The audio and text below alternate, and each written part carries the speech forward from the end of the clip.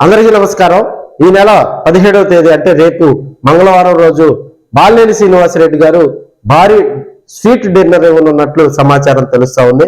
ఎందుకంటే మనకి మున్సిపల్ దానికి సంబంధించి పదవీ కాలం కార్పొరేటర్లందరికీ కూడా కార్పొరేషన్ లో పనిచేస్తున్నటువంటి కార్పొరేటర్లందరికీ కూడా పదవి కాలం పూర్తి కానుంది.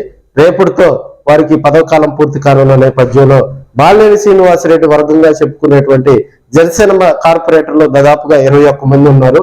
వారందరికీ మరి బాలినేని శ్రీనివాసరెడ్డి ఆధ్వర్యంలో కూడా భారీగా డిన్నర్ ఏర్పాటు చేసినట్టు తెలుస్తా ఉంది. దీనికి సంబంధించి ఆయన రేపు బాలినేని శ్రీనివాసరెడ్డి గారు ఒంగోలు రానున్నారు. సాయంత్రం 4 గంటలకు మున్సిపల్ కౌన్సిల్ సమావేశం, అత్యవసర సమావేశం కూడా జరుగుతుంది. దీనికి సంబంధించి ఒంగోలులోనే మనకి నగరపాలక సంస్థ కార్యాలయంలో కూడా మరి మున్సిపల్ కౌన్సిల్ సమావేశంలో కార్పొరేటర్లు అందరూ కూడా పాల్గొనున్నారు. ఇక్కడ ప్రధానంగా కూడా ఇద్దరు ఎమ్మెల్యేలు, Ongole MLA Damacharla Janardhan, Santhanuthalapadu MLA B N Vijay Kumar, అదేవిధంగా ఎంపీ మాగుంట శ్రీనివాసులు రెడ్డితో పాటు కార్పొరేటర్లు, కోఆప్షన్ మెంబర్లు వీరందరూ కూడా ఈ కౌన్సిల్ సమావేశంలో పాల్గొంటారు. ఈ సమావేశంలో కూడా లాస్ట్ అన్నమాట, ఇంకా సమావేశం అయిపోయిన తర్వాత వారంతకి పదవి కాలం కూడా ముగుస్తున్న నేపథ్యంలో వారంతా ఇష్టాగోష్ఠిగా కూడా మాట్లాడుకోనున్నట్టు సమాచారం తెలుస్తా ఉంది. ఈ కార్యక్రమం అయిపోయిన తర్వాత మరి బాలినేని శ్రీనివాసరెడ్డి గారు జనసేన కార్పొరేటర్లందరూ కూడా స్వీట్ డిన్నర్ ఇవ్వనున్నట్లు తెలుస్తా ఉంది. మనం కార్పొరేషన్ లో బలబలాలు గతంలో చూసినట్లయితే బాలినేని శ్రీనివాసరెడ్డి గారు ఎమ్మెల్యేగా పనిచేసే టైంలో జనసేన పార్టీకి సంబంధించి ఒకే ఒక కార్పొరేటర్ ఉండేవారు. తెలుగుదేశం పార్టీకి సంబంధించి ఆరుగురు కార్పొరేటర్లు ఉండేవారు.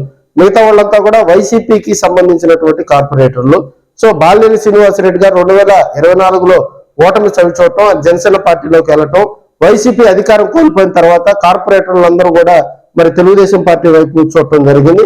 రమారమి 19 మంది కార్పొరేటర్లు ఇప్పుడు ఉన్నటువంటి ఒంగోలు ఎమ్మెల్యే దామచర్ల జనార్దన్ గారి కోటలోకి 19 మంది కార్పొరేటర్లు వెళ్లారు. ఆల్రెడీ 6 కార్పొరేటర్లు తెలుగుదేశం పార్టీకి ఉన్నారు కాబట్టి 6+19 అంటే దాదాపుగా 25 మంది కార్పొరేటర్లు తెలుగుదేశం పార్టీ కార్పొరేటర్లు ఉన్నారు. విత్ మేయర్ తో సహా కూడా మరి వారంతా తెలుగుదేశం పార్టీలో చేరటం జరిగింది. అదేవిధంగా బాలినేని శ్రీనివాసరెడ్డి వర్గంగా చెప్పుకునే వాళ్ళలో మరి జనసేన వైపు బాలినేని శ్రీనివాసరెడ్డి గారు తీసుకెళ్లడం జరిగింది. వీరందరినీ కూడా మరి జనసేన పార్టీ అధినేత పవన్ కళ్యాణ్ గారి దగ్గరికి తీసుకెళ్లి వారందరూ కూడా పార్టీ తీర్థం పుచ్చినటువంటి సందర్భాలు గతంలో జరిగాయి. తెలుగుదేశం పార్టీ వైపు 19 మంది కార్పొరేటర్లు వెళ్ళడం జరిగింది. ఇంకొకళ్ళు కలుపుకొని 20 మంది కార్పొరేటర్లని జనసేన పార్టీలోకి చేర్చుకున్నారు. ఆల్రెడీ జనసేన పార్టీ తరఫున గెలిచినటువంటి కార్పొరేటర్ ఒకరు ఉన్నారు. అంటే 21 మంది జనసేన వైపు ఉన్నారు.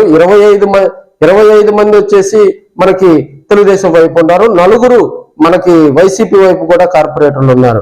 ఓవరాల్ గా నగరపాలక సంస్థ పాలకవర్గం టైం పూర్తయిన నేపథ్యంలో దాదాపుగా ఇక్కడ మనం ప్రత్యేకంగా కూడా 4 కార్పొరేటర్ల గురించి చెప్పుకోవాలి. ఎందుకంటే మనకి వైసీపీలో ఇమ్రాన్ ఖాన్ కార్పొరేటర్ భారీగా కూడా అనేక విమర్శలు చేయటం జరిగింది. కౌన్సిల్ సమావేశంలో తన గలంతో కూడా మరి ప్రజా సమస్యల మీద మాట్లాడటం జరిగింది. జనసేన వైపు నుంచి ములగా రమేష్ కూడా అనేక సందర్భాల్లో కూడా అక్కడ మాట్లాడటం జరిగింది.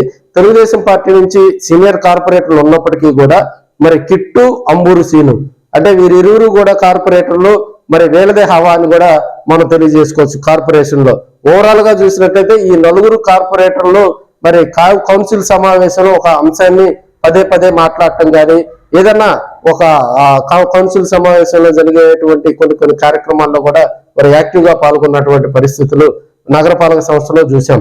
సో ఈ రేపుడితోటి నగరపాలక సంస్థ పాలకవర్గం పూర్తవుతున్న నేపథ్యంలో మరి అత్యవసర సమావేశం అయిపోయిన తర్వాత కూడా మరి నగరపాలక సంస్థ కార్యాలయంలో కూడా వారికి మరి ఎమ్మెల్యేల సమక్షంలో కూడా వారికి భారీగా కార్యక్రమాలు నిర్వహించే కార్యక్రమాలు కూడా ఉన్నాయి.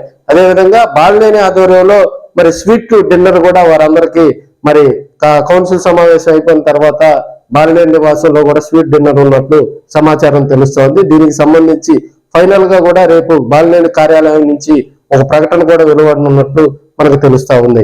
ఏదేమైనా కౌన్సిల్ సమావేశం రసాభాసాలు, ఒకరిపై ఒకరు విమర్శలు చేసుకోవటం, అదేవిధంగా మైకులు విసిరగొట్టడం, ఈ 5 సంవత్సరాల పదవి కాలంలో కూడా ఒంగోలు కార్పొరేషన్ ఆధ్వర్యంలో, ఒంగోలు కార్పొరేషన్ పాలకవర్గం ఆధ్వర్యంలో కూడా అనేక అభివృద్ధి సంక్షేమ కార్యక్రమాలు ప్రజల్లోకి తీసుకువచ్చారని కూడా మనం తెలియజేసుకోవచ్చు. చిన్న పొరపాట్లు, వ్యక్తిగత దోషాలు ఇవన్నీ కూడా కౌన్సిల్ సమావేశంలో సర్వసాధారణం. సో ఇవన్నీ మర్చిపోయి రాబోయే రోజుల్లో వాళ్ళు పార్టీలకు అతీతంగా కూడా మరి ఎంజాయ్ గా మరి వాళ్ళ టైం అంతా కూడా గడవాలని మీ ఆర్కే కోరుకుంటున్నాడు.